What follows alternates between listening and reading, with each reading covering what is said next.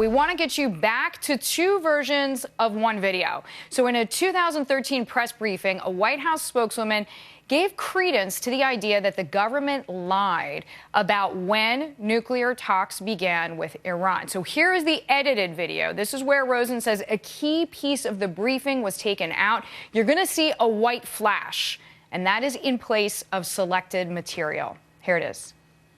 As you all are familiar with, whether it's their involvement in support of the regime in Syria or humanitarian issues. And so that has not changed that. The Obama administration says we showed up because our economy is falling apart, and I'm here to tell you that's not the case. We have our own reasons for coming. Well, we will take a close look at his comments, and we'll have more to say about them once we do. So now we want to show you the part of the video that was removed. So from our sources, here is the original video with the controversial part included.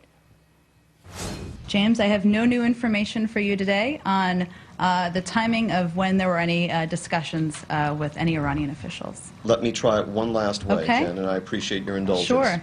Is it the policy of the State Department where the preservation of the secrecy of secret negotiations is concerned to lie in order to achieve that goal? James, I think there are times where diplomacy needs privacy in order to progress. This is a good example of that. Former Reagan economic advisor Art Laffer is with me now. Art, welcome, welcome. Thank you, Deirdre. Served in the Reagan White House, as everybody knows. I mean, you've seen numerous administrations. Is the Obama administration different ethically in the way that it manages its communications or its image or both? You know, I get the sense that they are. Now, if you'll remember, I was in the Nixon White House from 1970 to 1972, where we had complete deception and deceit with regard to the public at large vis-a-vis Watergate and, to a lesser extent, other issues as well. But let me just say that this administration has been misleading, especially in economics, as to what's going on. I listened to the president say at Howard how well we had done on the economy and how he had the most wonderful recovery ever. That's just not true. We have the single worst recovery in U.S. history, be it in output, be it in employment, be it in housing recovery, any of those things. It's just not true. When you remember, Deirdre, all the discussions that were taken vis-a-vis Obamacare, I mean, you know, that we were going to have lower costs, better coverage, better health, all of that. None of that's true. The costs are rising. The coverage is diminishing. Insurers are dropping the plan, and states are hugely burdened by Obamacare. None of that was told to us, and yet any good economist worth his salt or worth her salt would know very well that Obamacare was just not good. That's why I love having you, and I love talking about these employment numbers. I mean, we finally got a little bit more of an indication on what's really going on Friday. Yeah, but if you speak to people on the street in smaller towns, a lot of them just say they've given up, right? We have this labor market participation rate, lowest since the late 70s, early 80s, and no one, except for us sometimes, talks about that. I know. Isn't it just sad? I mean, what they point to is that the unemployment rate has dropped. And that's very true, Deirdre. It has dropped. All these people are no longer considered unemployed because they left the labor force. It's not because they found a job. We are losing 11, 12, 13 million people per year if we'd had the employment adult population we had under Bill Clinton. It's not a Republican-Democrat thing. It's an Obama W thing where we have had a collapse, and no one's willing to realize it and mention it or try to correct it. And it's especially bad, Deirdre, if you look at the poor, the minorities, the disenfranchised. These are the people just getting hammered. And yet they're proposing raising the minimum wage so that people, if they could get a job, would get paid a lot, but they'll never get that job. Yeah, and even for a lot of so-called white-collar workers, they have not had a raise that's kept pace at all. It's with tragic. Inflation. It's tragic. And then Iran sounds like it's the same thing. The email servers, it just keeps going and going and going. Art Laffer, thank you. Thank you. Joining us, as always, former senior economic advisor to President Reagan. Well, in another instance of potentially targeted editing, the White House accused of censoring the French president by dropping his mic level when he said the term Islamist terrorism. This happened at a meeting in D.C. But we're also well aware that the roots of terrorism Et nous devons agir en Irak et en Syrie. C'est ce que nous faisons dans le cadre de la coalition. Et nous constatons que Daesh est en recul. We note that Daesh is losing ground. Joining me now, a former Deputy Chief of Staff, Senior Advisor to President George W. Bush, Karl Rove, is here. Karl, welcome. What do you make of these edits? And I just want to be clear, the White House said there was actually just a technical difficulty. In other words, they didn't actually edit that piece, technical difficulty, and then did eventually put the entirety of those comments online with a written transcript. But the first pass seems questionable to many. Your take?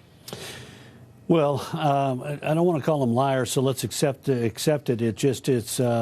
It's ironic, though, because this is exactly what the administration will not say, the words that will not pass the lips of the president. Yeah, it was quite a time for the mic to drop, right? Yeah, maybe it's just a coincidence, but these coincidences seem to have a way of happening with this administration. It seems indeed. I want to ask you, if you don't mind, about something a little closer to home, a domestic potential political move. Senator Cruz back on Capitol Hill for the first time today since he left the race.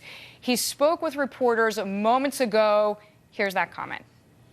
Listen, we have suspended the campaign. We've suspended the campaign because I can see no viable path to victory. Of course, if that changed, we would reconsider things. But let's be clear, we're not going to win Nebraska today. There should be no mystery, no excitement in that. We've withdrawn from the campaign, and it is in the hands of the voters. If circumstances change, we will always assess changed circumstances.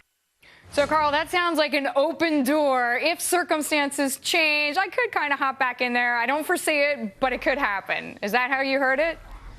Yeah, I think he's just saying we've in the week since Indiana, we've seen Donald Trump come this close to suggesting that he might, renege on part of the nation's debt. And the question that Ted Cruz is raising is, if we have enough of this and conditions change and people decide they don't want this guy, I want to keep myself available, and I will keep myself available until the convention meets on July 18th and selects its nominee on the 21st. So how do you see this as we've talked about party unity? Well, it certainly doesn't add to it. And look, Donald Trump says he doesn't need party unity, but he does need party unity. You take a look at these three polls that came out today in battleground states, Pennsylvania, Ohio, and Florida, where Donald Trump is in the game. If you look inside those numbers, it's because he has basically done a better job of consolidating Republicans than Hillary Clinton has done among Democrats. He has sort of settled the primary. If he was doing this good when he basically dismisses the necessity to have party unity, what would it look like if he was consciously working towards party unity?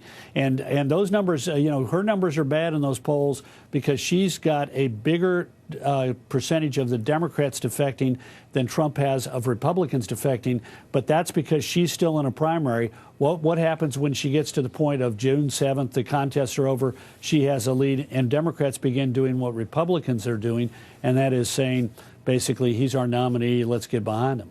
So, Karl, though, to your point, on the Democratic side, there is this system of super delegates, which is different than on the Republican side. What do you make of Cruz? I'm going back to him, saying he will hold on to his delegates. Marco Rubio saying, I don't want to be anybody's VP pick. I mean, there's going to be a lot of opinions up for grabs, right? Yeah. Look, I think both parties' conventions are likely to have platform fights and potentially rules fights. The Democrats will have a rules fight. I think Bernie Sanders is going to go after the House of Lords of the Democratic Party, the so-called superdelegates. They're breaking 550 some odd for Hillary to 39 for Bernie. And as I understand it, Debbie Wasserman Schultz has patrols out looking to sweep up those 39 and send them to a re-education camp in Eastern Oregon. I was just going to say, because he's been beating the drum on that already. So I agree with you. It's coming. The fight is coming. And we may have platform fights in both parties, with Bernie Sanders asking for some sort of Elizabeth Warren-like attacks on Wall Street in the Democratic platform, and the Republican platform fight may be over retaining things such as the life plank in it, and other planks that are at variance with Donald Trump's views. So we're likely to have, even with these nomination battles being settled, the Republican battle is now, I think, settled. unless something really dramatic happens between now and July 18th. I think the Democratic battle is settled, absent something dramatic like her losing the FBI primary. The House of Lords have effectively settled that contest. But there still will be some exciting conventions with fights in the back rooms over platforms and rules. The FBI primary sounds like maybe something that can run on a sports network. I don't know. We thank you, though. Karl Rove with me there. You bet. We thank you for your insights. Fox Business has full primary coverage this evening. Lou Dobbs, Neil Cavuto, West Virginia, Nebraska. We're going to be reporting the results as soon as they come in. It all starts at 7 p.m. Eastern Time.